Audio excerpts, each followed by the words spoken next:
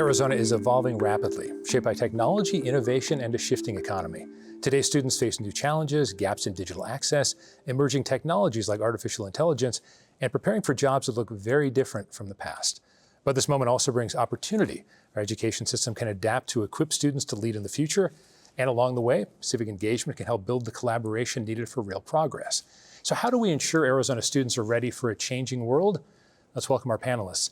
Peter Boyle from the Center for the Future of Arizona, Jaime Casap, former Chief Education Evangelist at Google, Jessica Pacheo from the Arizona Board of Regents, and Katie Ratlief from the Common Sense Institute. Thank you all for being here. So some of these panels, you kind of build up to something.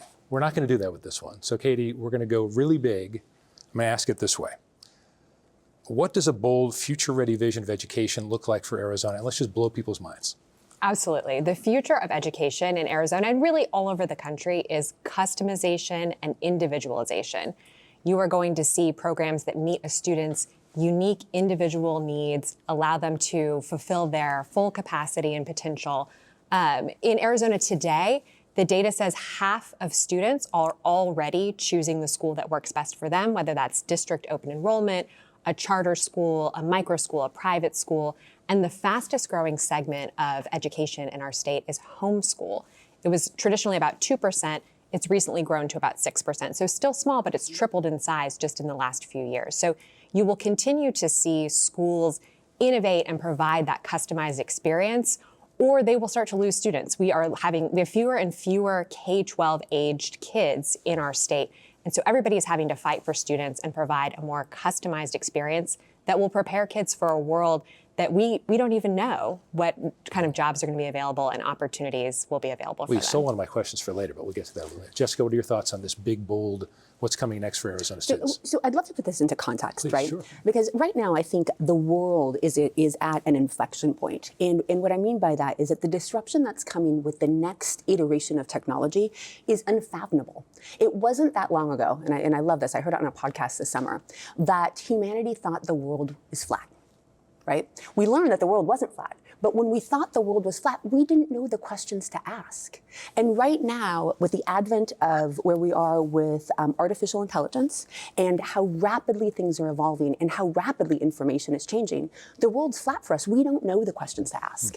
And so what I think is that not only do we need to be customized, right? We also need to be ready for an entirely new paradigm. So to your point on collaboration and engaging with all of us, meaning all of Arizonans coming together to ensure that we have enough flexibility in our infrastructure to be able to meet that need, a need we can't define today. So it's really exciting and it's a little scary. Jaime, you know, a Google guy, we're expecting you to have all the answers. So Yeah. what's your answer to this? I wish I did. I'll take a different angle on this, which is, let's say education isn't broken. Let's say education is doing exactly what it was designed to do, which is take a population, about 80%, give them basic education, and make sure that they can do basic things. We don't live in that world anymore. So it's not that education is necessarily broken, it's that the world is, like you said, dramatically changing. And so what we need to do is think about what are the best learning models that we have, and then how do we use technology to recreate what that learning should look like. And so for me, customization makes sense, personalization makes sense, but what is it that we're customizing? What is it that we're gonna personalize? What I want us to focus on are human skills.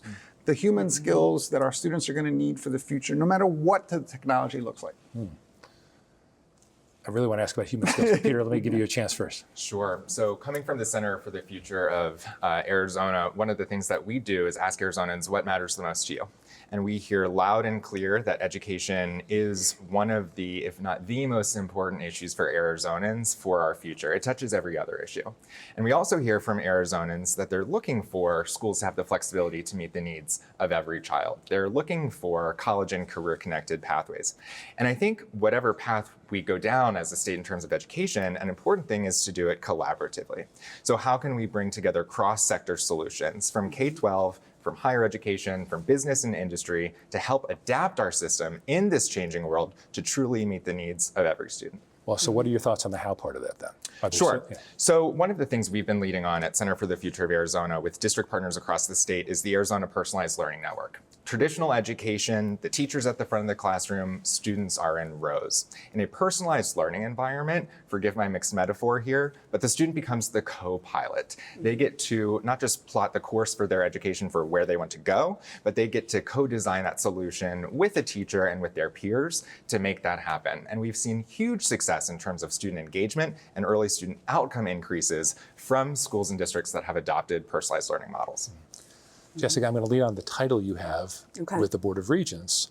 So first of all, give us a quickie. I think people may have heard of the Board of Regents when an ASU football coach gets a raise or something like that. There's a lot more to it than that.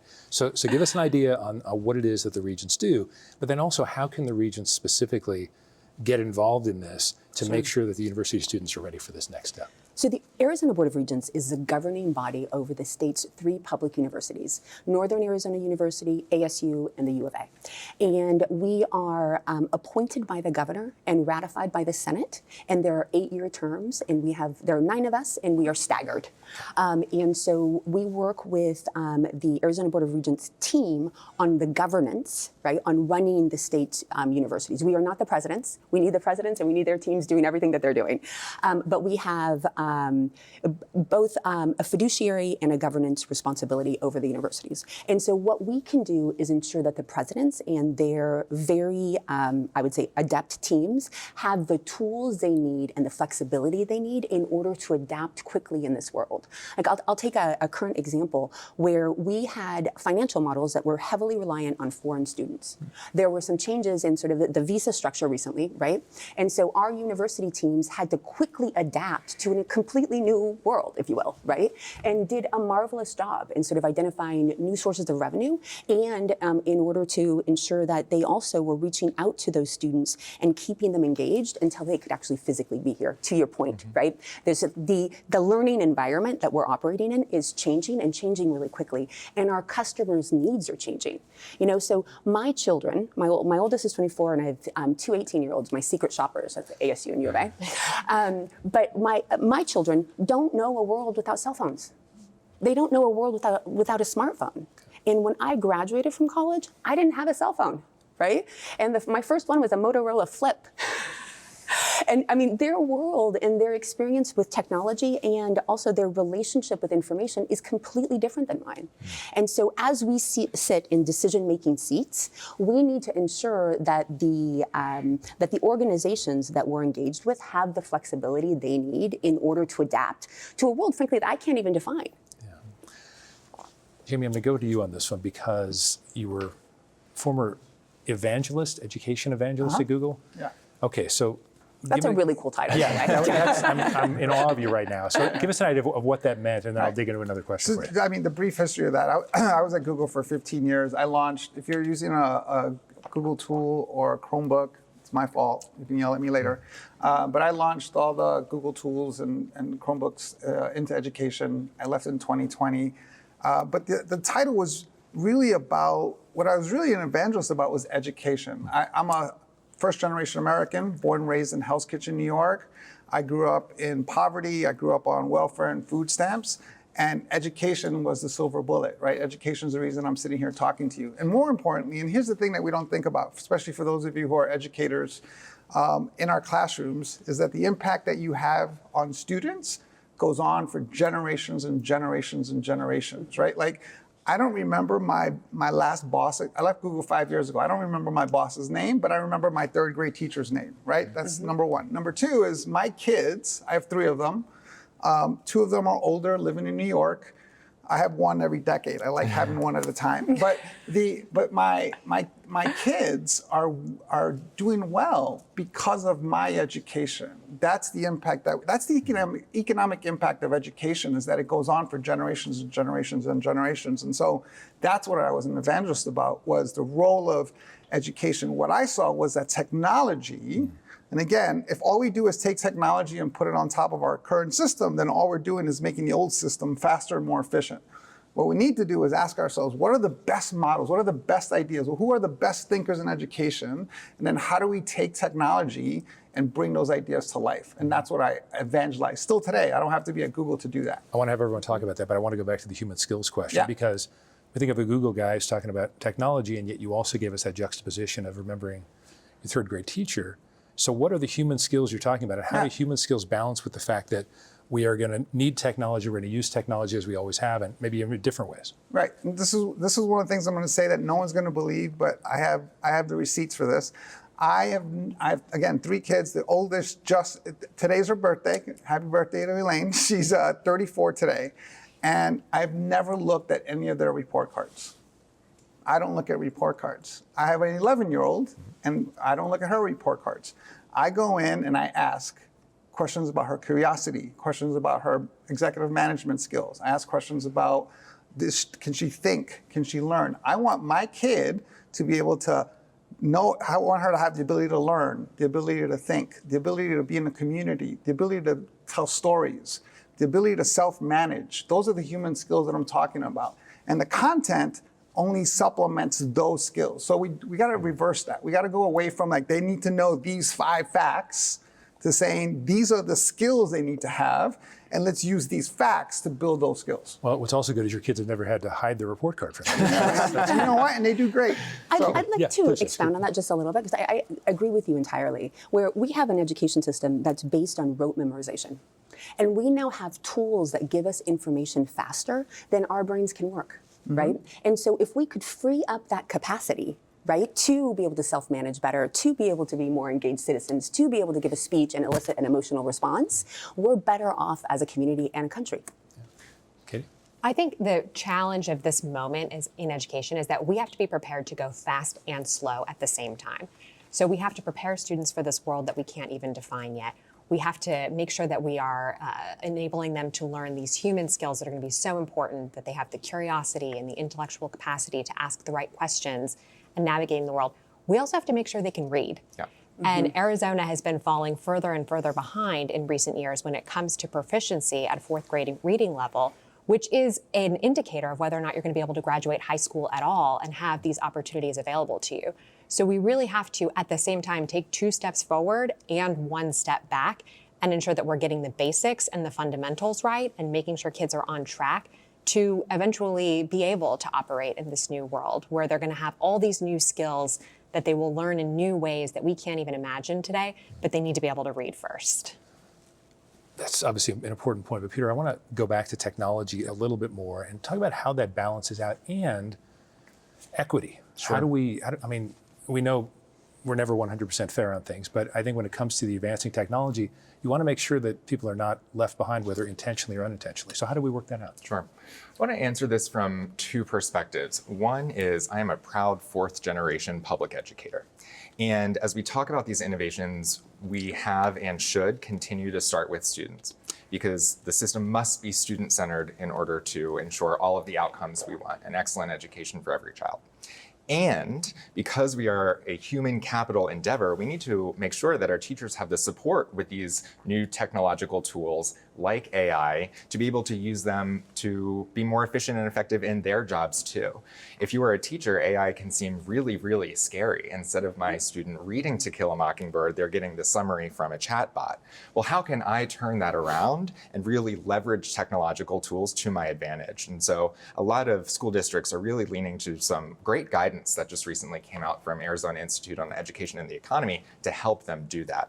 To your second point around equity within our technological assets, we know from our survey data that 55% of rural Arizonans don't have high-speed broadband that they would need to be able to access a high-quality job or remote learning for students.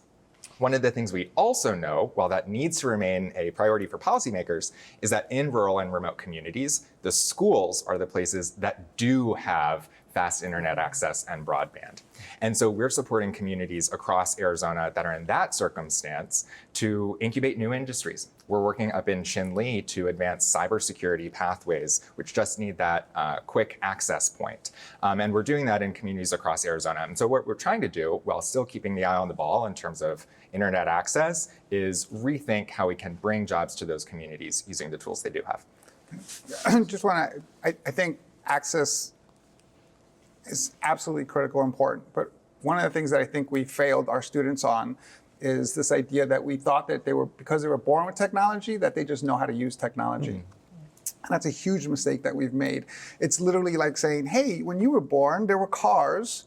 You came home from the hospital with a car. Did anyone's parents at 16 say, here's a car, good luck, right? But we did that with technology, right? We say, here's a phone, here's a tablet, here's a laptop. When in reality is what we really need to focus on is teaching these kids how to utilize these tools and how to manage themselves, how to manage their technology, how to use these tools. And professional development for teachers is absolutely critical, especially with AI, because it comes at us so, why we're sitting here, 5 companies were born in AI, right? Yeah. So it's happening so fast that it's gonna, I don't know how to solve that. That's gonna be a huge problem, is how do we teach teachers how to use these tools at the pace at which these tools are coming at us? But I think it's absolutely critical. And here's a question for all of you, like, how does Wi-Fi work? How does fiber work? What's an algorithm, right? You unplug it and you plug it back in. Right? These are questions that our kids It no should know longer how makes to that answer. sound. Okay. Yeah. Katie, weigh in on this.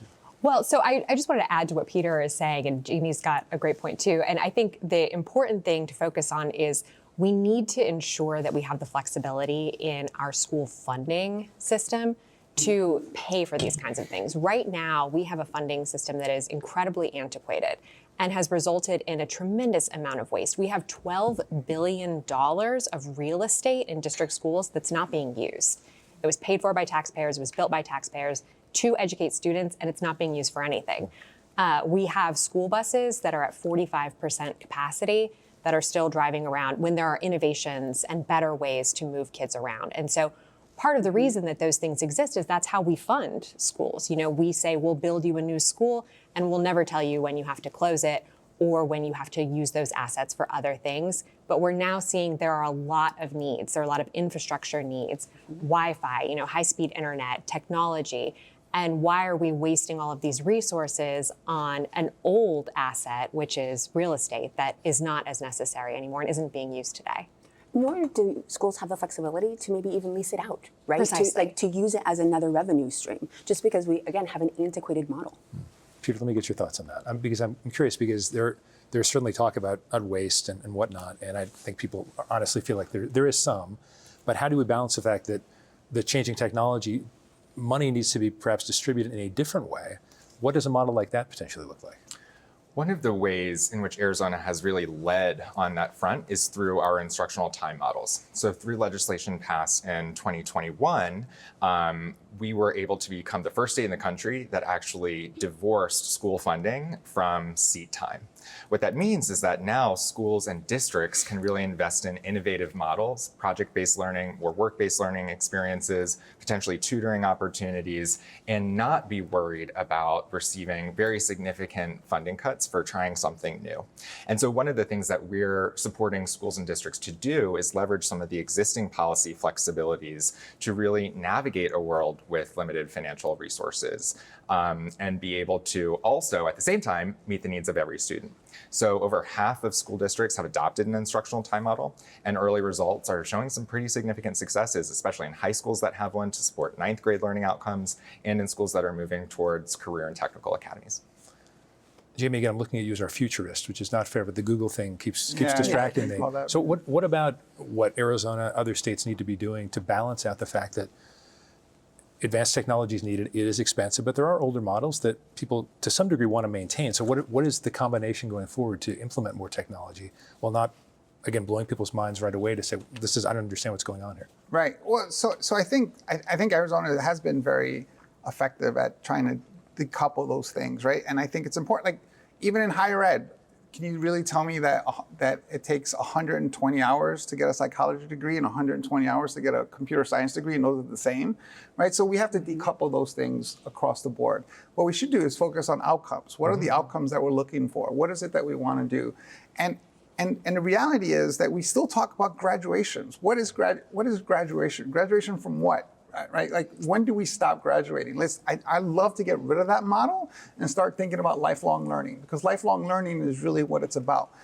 The idea that you go to college for 4 years and then you're done, I remember that. I remember being in a computer lab, working on my last paper in graduate school, sending my paper to my dot matrix printer, that's how old I am, and sitting there going, I'm done. I never have to learn anything again. That wasn't true 30 years ago. And it's not true today. And so how do we create models where we stop talking about graduation and start talking about lifelong learning and continuous learning, so nothing's ever done, that we're constantly learning? Jessica? Well, and this is where Katie's comments around personalization and really sort of modular education comes in, right? And so I should be able to go to any university, and our universities are actually putting this flexibility in place and have it in place, and learn coding if I want to learn coding. And then I should be able to take a psychology class if I want to, and I should, and I should get the appropriate societal recognition that I had that skill, because that's really what a degree is, right? Society recognizes that you have a certain skill set, and so you are ready to go out and do stuff for society. And so we need to, again, and we're in the process of shifting that, but we need the business community's help, right? And we need all of your help. We need to be able to say, hey, we need different types of recognition in Arizona in order to capture job experience, in order to capture tutoring, and and the fact that I took a coding class and I know what it means now, which I really don't, but I throw it around like I do. Well, I say this as someone who has an English degree, and my parents still don't know what that skill was. So I guess that means doing panels like this, which I'm proud to do. Katie, let me ask you about this. So we've talked about jobs that don't exist yet. So let me phrase it this way. What skills should Arizona students be learning today? And it could start as young as 3rd, 4th grade, or move into high school, move into colleges. Again, when we don't really know what the jobs may be, especially if they're, I'm going to use graduation, Jaime, sorry, but if they're still 10 years away from graduation, how do we know to what extent, what skills they're even going to need to know? How does that affect education at the younger level and even moving forward?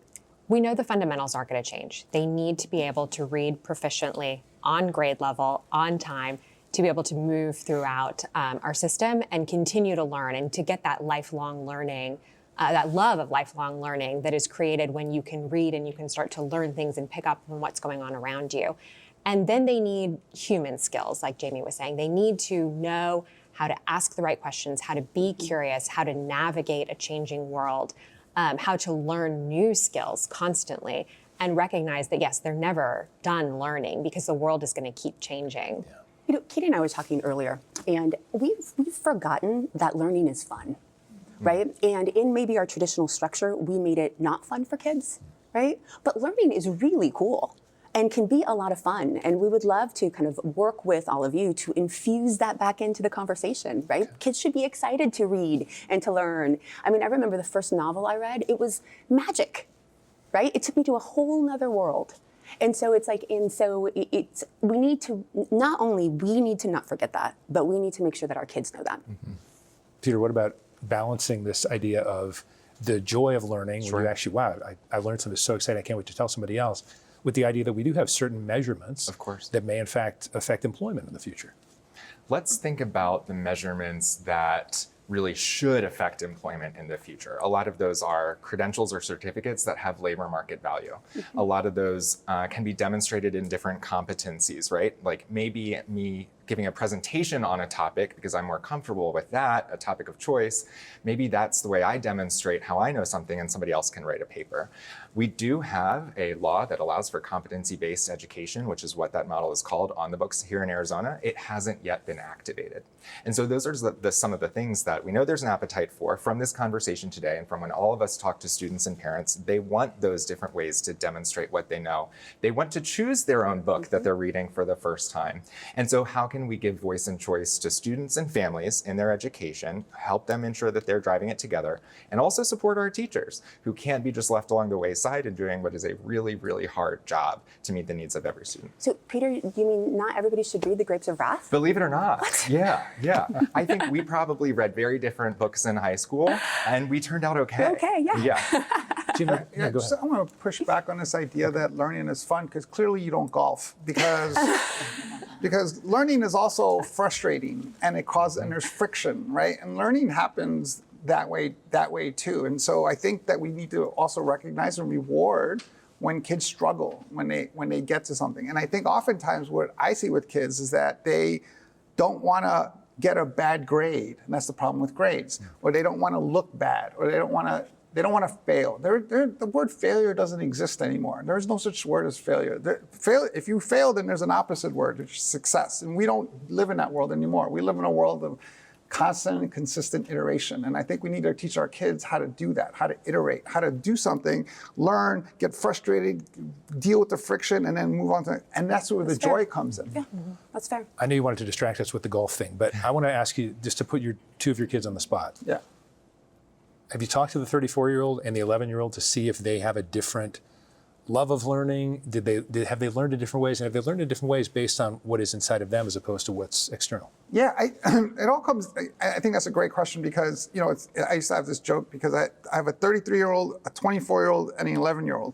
And a couple years ago, my oldest wanted a Polaroid camera, and my middle kid's like, what's a Polaroid camera? And my little kid's like, what's a camera, right? Like that's how fast technology is coming at us, right? And so I think at the core of all of it, what I try to teach my kids is that they should focus on purpose, right? And I think the same three things motivate all human beings. It's the same, no matter where you are in the world. It's three things: purpose, autonomy, mastery. And we've been talking about this, right? What's your purpose, right? What problem do you want to solve? Which is a question I ask kids all the time. Second is autonomy. How do you want to solve it? What book do you want to read? And then mastery. What are the skills, the knowledge, the abilities that you need to build to solve that problem that you're passionate about? If we can focus on that, then I think we can really create a good education system. Okay, so how does the art of teaching fit into that? So Katie, let me start with you. The idea of what teachers are being taught themselves now as they prepare to enter the classroom, and how does that evolve as we look to the future? How should it evolve? Yeah, I think it absolutely needs to change. The first thing I think needs to change in education is we think of teaching as something that you're going to start doing when you're 22 and until you retire. And I don't know about anyone on this stage, but I don't think anybody assumes that we're going to be in the same jobs 5 or 10 years from now, and especially young people. They want to go in and they want to start their career somewhere, and then they want to go try other things, especially as the world is changing as rapidly as it is. So I do think we all need to shift our thinking about what an educator looks like. It may not be a lifelong career anymore, and that's okay. I think we've been hyper-focused on educator retention, and we want educators to feel good about their jobs and be excited about their jobs, but it's okay if they want to go on and do other things too. And I think we need to train teachers how to use technology as a tool, but not as a substitute for one-on-one teaching. I think that's why you saw so much learning loss during the pandemic, was we thought we could just substitute technology for that one-on-one relationship that students have with an educator, and you can't. It can definitely be a tool, it should be a tool, it's going to be a tool in all of our jobs moving forward, how we use AI and technology, but it will never be a substitute for that personal relationship. And so I think teachers need to be trained in how to really challenge students, to Jaime's point, to help them to persevere and to overcome that frustration and friction that comes with learning. But they need to be able to know how to incorporate this technology in this changing world into their classrooms without substituting it for that relationship. Peter, I want to give you a minute to respond to that. Sure. The pandemic really showed what the research has told us all along, which is that learning is social and it is relational. It is that for our students and it is that for our educators. And so we're lucky here in Arizona at Arizona State University is really leading on reimagining strategic staffing models in schools. Through their Next Education Workforce program, they're noting that one teacher, one classroom, 30 kids is no longer really working out. And so they're completely reimagining what it looks like to engage community educators and teams of distributed expertise working together to support different student needs. I think that's a model that we've seen when it's done well and when it's scaled can work really well to support student outcomes. Now it's time for an audience question. Isabella, thanks for being here. What's your question? Thank you all so much, first of all, for such an engaging conversation. As you said, I'm Isabella Lisco. I'm an education solutions reporter with 13 News in Southern Arizona. And I'm wondering, how can we measure whether Arizona is really setting students up for the future, but in a way that goes beyond test data, report cards, maybe goes back to that human skills conversation, because, with report cards in mind, maybe they don't paint the full picture. Jessica, what do you think? I don't think we can. And I think the idea of wanting to measure it and have metrics around it makes us feel safer about the unknown that's going to be happening in all of these spaces, right? And that the world is changing at a pace that we don't know what to measure because we don't know the questions to ask right now. But what I think we can do is we can ensure that we not only have a system for lifelong learning that we've talked about, right? We're not only teaching kids to get frustrated and then to have the joy of actually acquiring the skill, but that we're also talking to our job centers and really having close collaboration there with what they're seeing and what they need, right? And quite frankly, using Peter's data. Like the data they have is amazing, and it helps us understand trends, right? And then, you know, the research that Katie's organization does is really profound in how we can look at budgets better and differently, right? To use the resources, the limited resources we have, in order to really in order to meet tomorrow's needs, right? And you know, the Google guy is just funny. Yeah, well, we're going to give Jaime the last word on this. Jaime? Yeah, so I think it's a great question, and I think there's this underlining tone that some of us feel, maybe you will feel at some point, which is, how do we define success as humans? How do we define success as people? How do we define success as students? And I think for years and years, it's been, you know, how big your house is, what neighborhood you live in, how much money you make, your stat. We still do it, right? Like there's no podcast that are talking, every podcast that talks about success, they're not bringing common people up. They're always people who are successful or powerful or have status. But there's this underlining tone of like, that's not real success. Success is happiness. Success is finding purpose and meaning in life. And I think that's what we'll start seeing. And I'm partnering with Tempe Elementary School District, and we're building a new school. And the word school is loaded because we don't know what it's going to be. But it's going to be a place where students can come and identify what their purpose is, what their passions are, what their pathways are, what possibilities exist. And so the last thing I'll say about this when it comes to this whole idea is that there's this overtone around, you know, AI is coming to take our jobs, right? Hey, how about we flip that and say, hey, guess what? AI is coming to take our jobs. Isn't that awesome?